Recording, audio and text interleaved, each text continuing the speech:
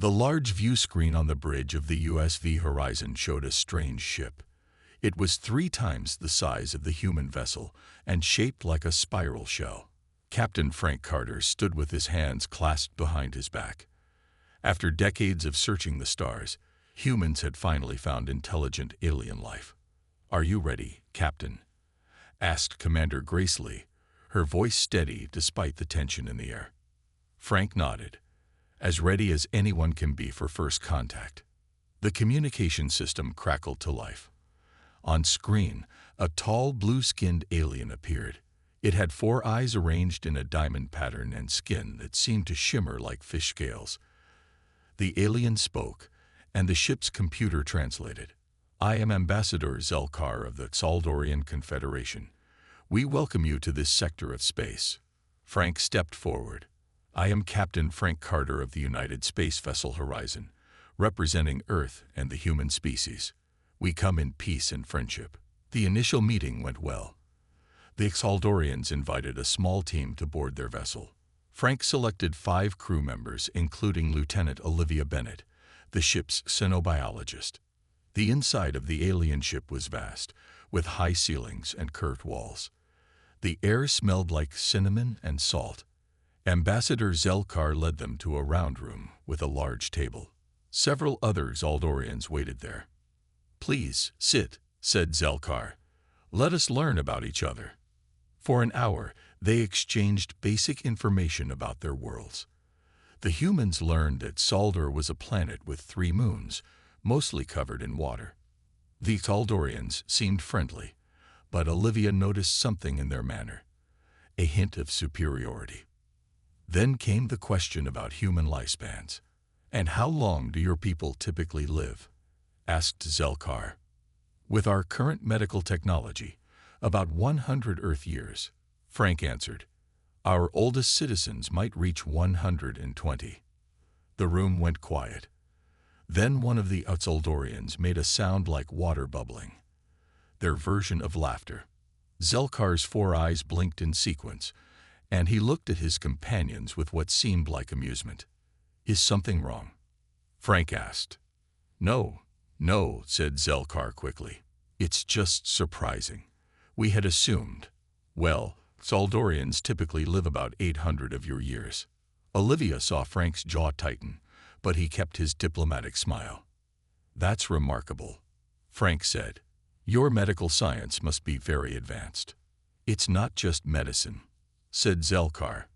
"It's our natural lifespan. Even before modern medicine, we lived for 600 years. He gestured to a younger Saldorian across the table. "Vexlor here is just beginning his career. He's only 47 years old, still practically a child by our standards." Vexlor had lighter blue skin and appeared smaller than the others. He looked at the humans with curious eyes. "It must be difficult," he said, "to accomplish anything meaningful in such a short time." Olivia felt her face grow hot with anger, but she remained silent. Frank nodded politely. "We've learned to make the most of our time." Later, as they were leaving, Olivia overheard Zelkar speaking to Vexlor. "I'm assigning you as our liaison to the humans," said Zelkar. "It will be a good short assignment for your training." "How short?" asked Vexlor. "Well," Zelkar said with another bubbling laugh, "even if you work with them for 50 years, you'll still be considered young, and they'll have gone through 2 or 3 generations of diplomats." Vexlor nodded, like dealing with mayflies. Back on the horizon, the human team gathered to discuss the meeting. "They think we're like insects," Olivia said angrily. "Short-lived and insignificant." Frank looked out the viewport at the massive alien ship.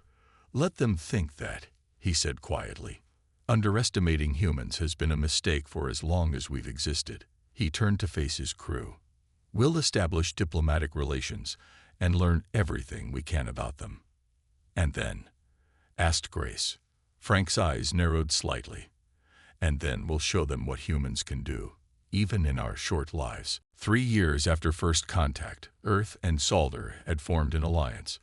Human and Saldorian ships now traveled between their worlds, exchanging knowledge and resources.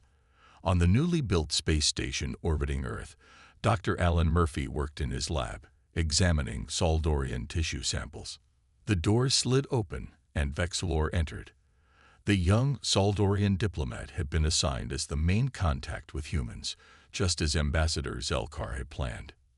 "Good morning, Alan," said Vexilor. His English had improved greatly. "Are you still studying those cells?" Alan looked up from his microscope and smiled. "The way your cells repair themselves is amazing. If we could understand it better, we might be able to extend human lifespans." Vexilor made the bubbling sound that humans now recognized as laughter. "You are always so focused on time. It's very human."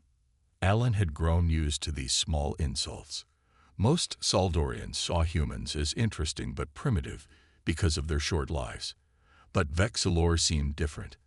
He actually seemed to enjoy human company. "My daughter wants to meet you," Alan said. "She's been asking about the blue man from the stars for weeks."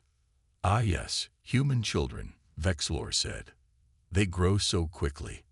"How old is she now?" "Kate is 7. So young. Our children spend 30 years in early education before they even begin to study a profession."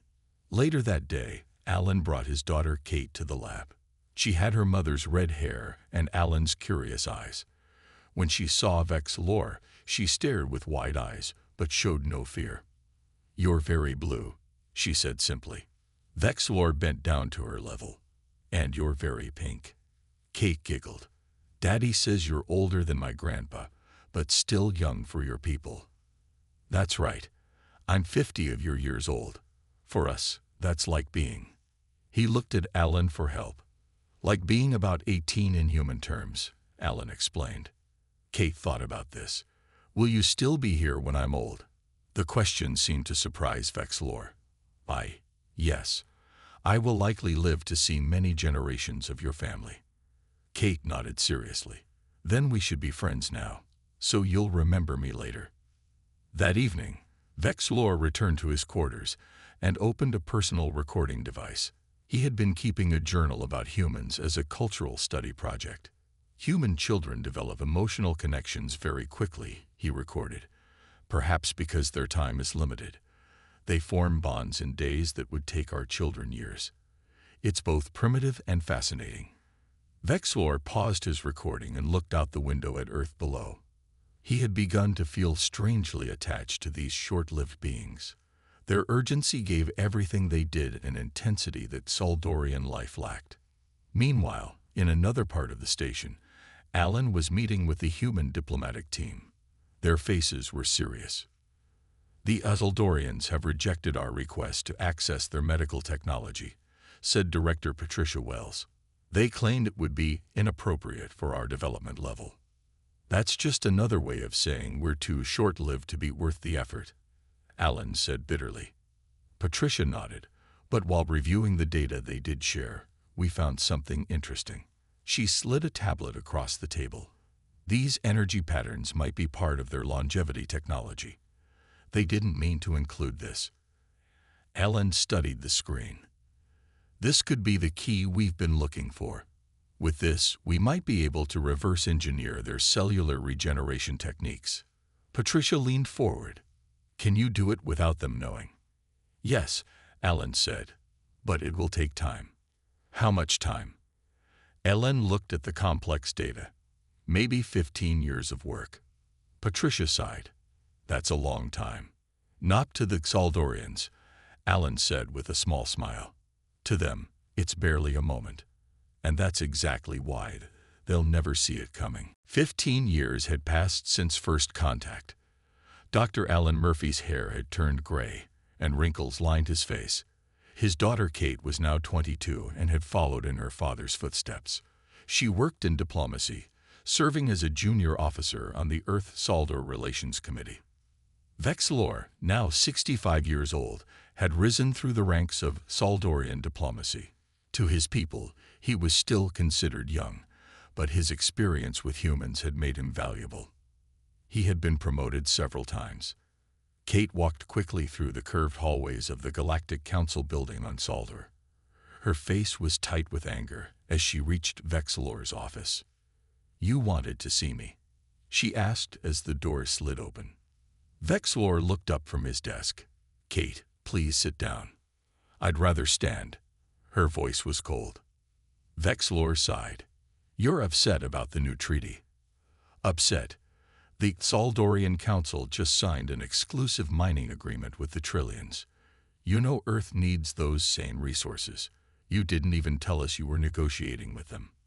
Vexilor spread his four-fingered hands. "It's just business, Kate. The Trillions live for 600 years. They can offer long-term stability. And we can't because we'll all be dead soon." Kate's voice rose. "Is that it? Please understand. From our perspective, making deals with humans is complicated. By the time these treaties really matter, you'll be long gone anyway." Kate felt her heart sink. After all these years, after all her father's work to build bridges between their species, the Uxaldorians still saw humans as temporary. "My father trusted you," she said quietly. Vexilor's four eyes blinked in sequence, a sign of sadness in his people. "How is Alan?" "I haven't seen him in several years. He died last month. Cancer." Kate watched Vexilor carefully. "He was working until the end." Vexilor seemed genuinely shocked. "I didn't know. I'm sorry, Kate. He was my friend." "Was he? Or was he just an interesting, short-lived creature to study?" Before Vexilor could answer, Kate's communication device buzzed. She looked at the message and her face paled. "What is it?" asked Vexilor. "I need to go," she said, turning toward the door. 2 days later, Kate stood before the full Earth Council. On the large screen behind her were images of hidden Saldorian mining operations on Earth's moon and in the asteroid belt. "They've been extracting rare elements for at least 8 years, she told the Council, all while telling us those areas were poor in resources. They've taken advantage of our trust and our shorter lifespans to hide their activities." Council President Gregory Ward rubbed his forehead. "This is a serious diplomatic crisis. The Taldorians have violated our sovereignty." "They don't respect us," Kate said. "They see us as children who won't live long enough to matter in galactic politics." The council chamber was silent for a moment. Then an older woman stood up. She was Dr. Lisa Jong, the head of the secret human longevity project that Alan Murphy had helped start 15 years earlier. "Perhaps," Lisa said, "it's time to tell you what we've been working on." All eyes turned to her. "We've made a breakthrough," she continued. "Using data from the Taldorians and our own research, we've developed a treatment that could extend human lifespans to 300 years or more." Gasps filled the room. "It's not ready yet," Lisa cautioned. "We need another 10 years of testing. But it works. Alan Murphy gave his life to make this happen." Kate felt tears in her eyes. Her father had never told her about this work. President Ward looked at Kate. "Ms. Murphy, you've worked closely with the Xaldorians. What do you suggest we do about their betrayal?" Kate thought about Vexilor, about her father, about the future of humanity. "We don't tell them about our breakthrough. Let them think we're still the same short-lived humans they can trick and outblast. And then we plan for the long game. A very long game." 30 years had passed since the discovery of Saldorian betrayal. Earth had officially made peace with the alien race, accepting modest compensation for the secret mining operations.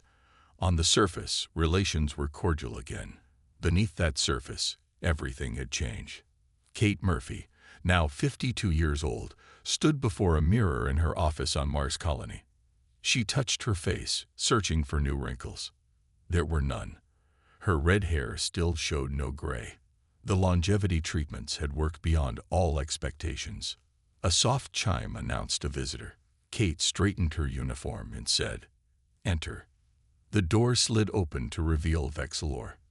The Haldorian diplomat was now 95 years old, still young by his people's standards. He hadn't visited the human colonies in over a decade. "Kate," he said, his voice carrying that familiar, bubbling quality. "You look well." "Thank you," she replied coolly. "What brings you to Mars?" Vexilor moved into the room, his 4 eyes taking in everything. "The Galactic Council is concerned about human expansion. 3 new colony worlds in 20 years is aggressive." Kate gestured to a chair. "We're making up for lost time." "Yes, your people have always been in a hurry." He sat down, studying her face. "You've aged well." Kate smiled slightly. "Good genetics, I suppose." The first generation of humans who had received the longevity treatment, about 10,000 people, including Kate, had been sworn to secrecy. As far as the galactic community knew, humans still lived less than 120 years. "I've come with a proposal," Vexilor said. "The Saldorian Council is willing to share some of our terraforming technology with Earth. It could help make your new colonies more habitable." "In exchange for what?" "Mining rights on those worlds." Kate laughed. "So you can secretly take the best resources again?" "No, thank you." Vexilor's skin darkened slightly, a sign of frustration. "That misunderstanding was long ago." "Not to me," Kate said. "Maybe that's something you long-lived species don't understand. Just because we have shorter lives doesn't mean we forget." Later that day, Kate met with the human leaders of the Horizon Initiative, the secret program her father had helped create. Now nearly 50 members strong, they had all received the longevity treatment and were dedicated to humanity's long-term advancement. "Vexilor suspects something," Kate told them. "He kept studying my face." Dr. Paul Rivera, the son of one of the original scientists, nodded. "It's getting harder to hide. The first generation of public treatments will be released next year. We'll explain it as a medical breakthrough that extends life to 150 years. "The Saldorians will be suspicious," said General Ella Wright, "but they're already worried about our expansion rate. When they realize we've extended our lifespans even modestly, they'll be concerned." Kate looked out the window at the busy Martian colony. Human ingenuity had transformed the red planet. Domes and underground cities housed millions. Ships constantly arrived and departed. "We stick to the plan," she said firmly. "We reveal the 150-year treatment publicly. We keep the full treatment secret for another generation. By then, we'll have enough colonies and ships that the Saldorians can't threaten us." Across the solar system, on a luxury space yacht, Vexilor met with Ambassador Zelkar. The older Saldorian, now over 600 years old, was considered a wise elder. "The humans worry me," Vexilor admitted. "Something has changed in them." Zelkar made a dismissive gesture. "They're still the same short-lived creatures. They rush to accomplish what they can before they die. It makes them predictable." "Does it?" Kate Murphy hasn't changed in 30 years. Not in the way humans usually age. "Coincidence or good health practices," Zelkar said. "Don't let your fondness for them cloud your judgment." Vexilor wasn't convinced. What if they found a way to extend their lives? What if they've been hiding it from us? Zelkar laughed that watery laugh. "Even if they doubled their lifespan, they'd still be children to us. What's another 100 years to people who live for 8 centuries? Perhaps," Vexilor said quietly, "we should stop measuring others by the length of their lives and start measuring by what they do with that time." 120 years had passed since the discovery of the Saldorian betrayal. The galaxy had changed dramatically. Humans had spread to 30 star systems. Their lifespans were now publicly known to be around 200 years, though this was still a carefully managed deception. The true recipients of the full treatment, like Kate Murphy, were now living well past their 3rd century. Vexilor, now 215 years old and a senior diplomat in the Saldorian government, stood at the window of his office on the Galactic Council station. He watched as yet another human ship docked. It was massive, bigger than any Saldorian vessel. A soft tone announced a visitor. "Enter," he said. The door opened to reveal Kate Murphy. At 172 years old, she looked like a human in her early 50s. Her red hair now had a few strands of silver at the temples, carefully added by her doctors to maintain the illusion of slow aging. Ambassador Vexlor, she said with a slight smile. Thank you for seeing me. Vexlor stared at her. Over the decades, his suspicions had grown, but he'd never confronted her directly. Secretary Murphy, please sit down. Kate was now the Earth Alliance Secretary of Interstellar Relations, one of the most powerful humans in the galaxy. The small group of original longevity treatment recipients had risen to key positions throughout human society. I've come about the Proxima Treaty, she said. The Taldorian withdrawal concerns us. It should, Vexlor said bluntly. 3 of our major allies have also withdrawn. The treaty alliance your grandfather helped create is crumbling. Kate noted how he emphasized grandfather, a subtle reminder of human mortality. Alliances change, but some relationships endure. Vexlor's 4 eyes blinked in sequence. Like ours? We've known each other for how long now? Nearly 150 years, Kate said calmly. Yes, most unusual for a human. He moved closer. Your people's medical advances have been remarkable. We've always been motivated to extend our lives, Kate replied. You taught us that lesson long ago. Later that day, Vexlor met with the Taldorian High Council. The 7 eldest members of their species sat in a semicircle, their skin pale blue with age. Among them was Zelkar, now ancient even by Xaldorian standards at over 700 years. The humans have become problematic, said Council Leader Mestor. Their ships and colonies are everywhere. Their technology approaches our own. And they live much longer than they once did. They're still short-lived compared to us, Zelkar rasped. But they breed quickly and pass their knowledge efficiently to new generations. Vexlor stepped forward. I believe they've hidden the true extent of their longevity from us. The first humans I met should all be dead by now, yet Kate Murphy still leads their diplomatic course. Impossible, said another council member. We would have detected such a significant biological change. Not if they've kept the most advanced treatments secret, Vexlor argued, just as we once hid technology from them. The council chamber grew quiet. Even if true, Mestor finally said, what difference does it make? They're still humans, impulsive and emotional.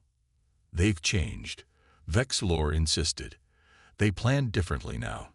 They think in terms of centuries, not decades, and they remember our past treatment of them. Back on Earth's moon base, Kate met with the Horizon Initiative leadership, now 200 members strong. They represented the original recipients of the longevity treatment. The Xaldorians are losing influence, she told them. 3 of their key alliances have collapsed in the last decade. Dr. Rivera, now 137 years old, nodded. Their society has grown stagnant. They assumed their long lives gave them an advantage, but it's made them resistant to change. And us? Asked General Wright. Kate brought up a holographic display showing human expansion across the galaxy. We're now positioned to outlast them. The 3rd generation treatment is working perfectly. Projected lifespan is now over 500 years. When do we reveal the truth? Someone asked. Kate thought of Vexlor's suspicious gaze earlier that day. Soon. They're beginning to realize something is wrong. I'd rather tell them on our terms than have them discover it themselves. After all this time, Dr. Rivera said quietly, after all their mockery of our brief lives, how do you think they'll react when they learn some of us will outlive them? Kate smiled. I think Vexlor already suspects, and I think he's afraid. 300 years had passed since the discovery of Xaldorian betrayal. The galaxy had transformed completely. Humans now controlled over 100 star systems. Their ships were the fastest, their cities the most advanced, their technology unmatched. Kate Murphy, now 372 years old, stood at the observation deck of Harmony Station, the massive human diplomatic hub at the center of the galaxy. She still appeared to be in her early 60s, an age considered barely middle-aged for modern humans. The full extent of human longevity was no longer a secret. Most humans now lived 400 to 500 years. A soft chime sounded. "Secretary Murphy, Ambassador Vexlor has arrived," said the station's eye. "Send him in," Kate replied. The door slid open. Vexlor entered slowly. At 415 years old, he was now considered elderly by Exaldorian standards. His once vibrant blue skin had faded to a pale gray blue. His movements were careful, deliberate. "Kate," he said, his voice weaker than she remembered. "Thank you for seeing me."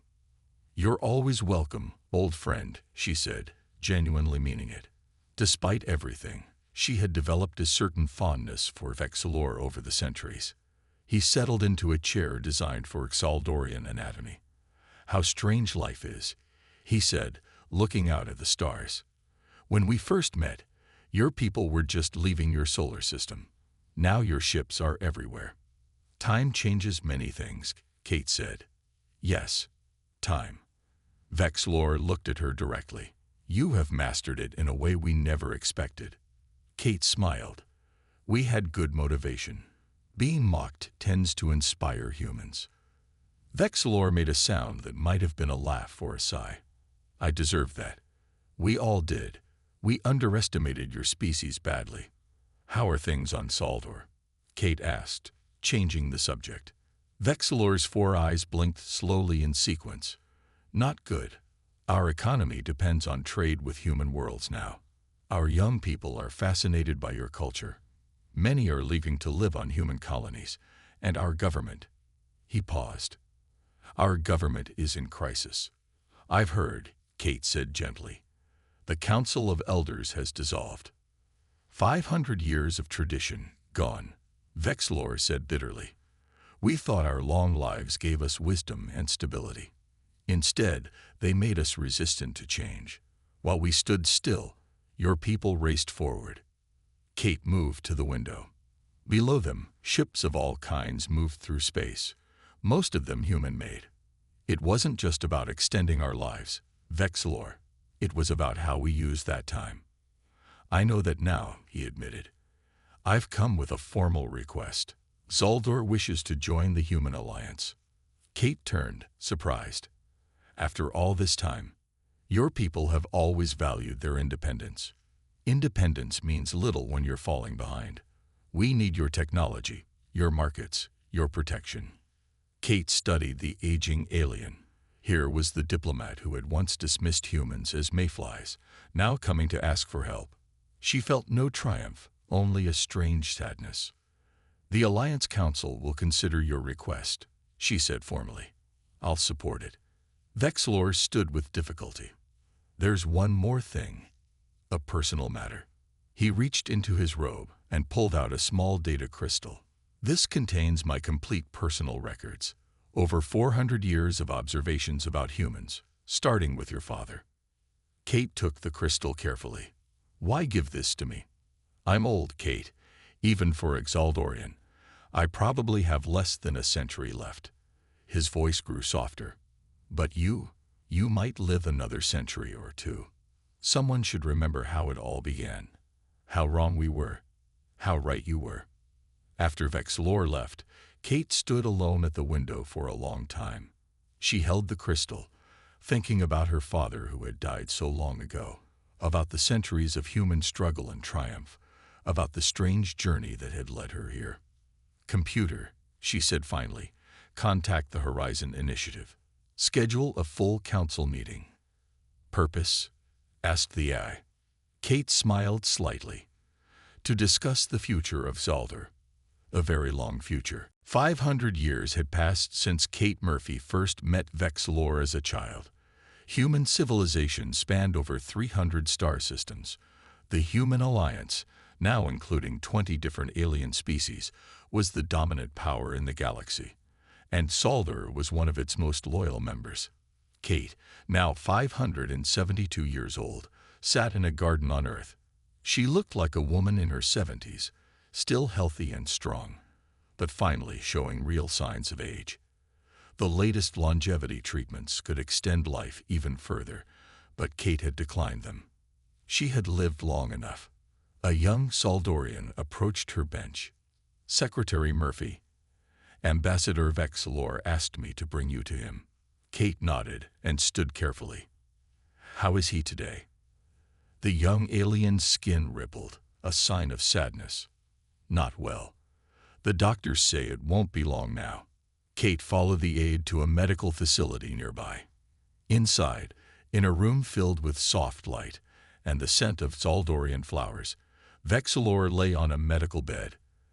At 615 years old, he had lived longer than most Saldorians. His skin was almost white now, and so thin it seemed transparent.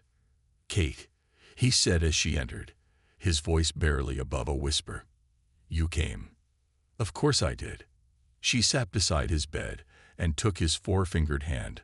We've known each other too long to say goodbye any other way. Vexilor's eyes, all four of them, focused on her face. How strange that you should outlive me. Not by choice, Kate said gently. That's just how it worked out. Do you remember, Vexilor asked, the first time we met? You were so small.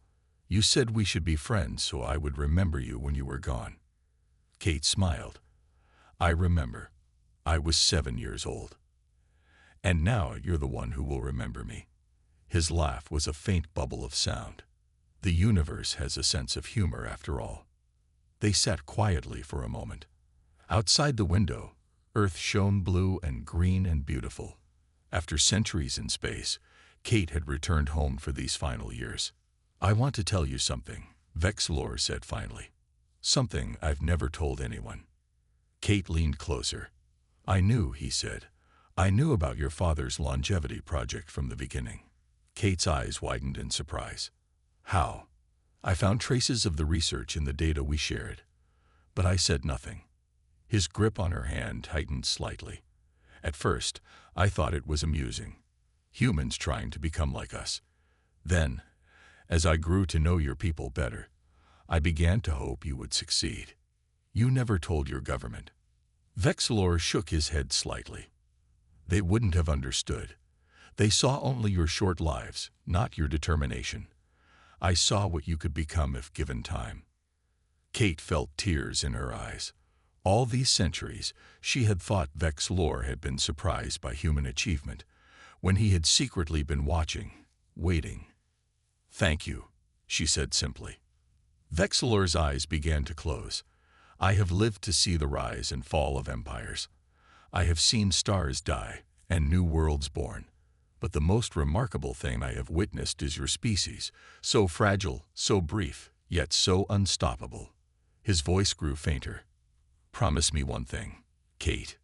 Anything. When your people meet new, young species, remember how it felt to be underestimated. Kate nodded, tears flowing freely now. I promise.